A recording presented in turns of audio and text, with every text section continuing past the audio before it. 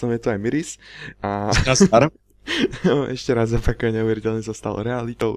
Miris. Je to tady, diváci, prostě.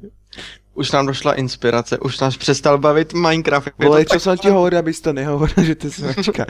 OK, takže rozhodli sme sa, že ja som raz spomínal, že by sa natočil nejaký vlog, ale nejak sa k tomu nedostal. Teraz sme s Mirisom na Drakufile na takú fajn stránku, že by sme to niečo také vlastne dávali dokopy približne každý týždeň. Přesně tak, jmenuje se to Jude's Bible. Odkaz je samozřejmě pod videem, co to znamená, co to je v překladu do češtiny. Je to vlastně kozí Bible, jako kozy, a ne zvířata. Je to tyc? To je péro, princi.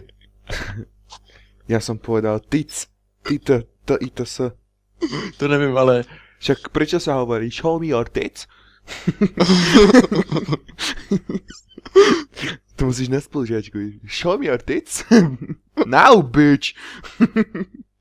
A o co tam jde, to je prostě taková knížka, kde máte různý challenge a vy je musíte plnit. Musíte tam nahrát vždycky důkaz, což je například nějaký video nebo tak dále. My jsme se rozhodli, že to rozjedeme ještě dál a otevřeme novou sérii, která se jmenuje Jude's Bible Game, kde budeme každý vlastně týden dávat video.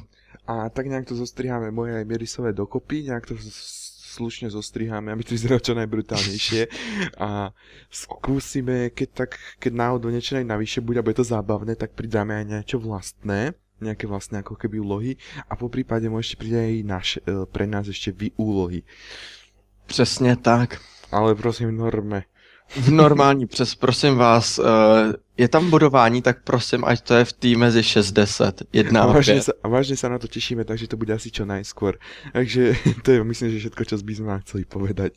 Možná v prosincovém díle, nebo na silvestrovském dílu uvidíte, jak já lezu pro palmu pro kokos. Na palmu pro kokos lepšie skloňovanie, vieš. Tak jo, tak diváci, tak na viděnou.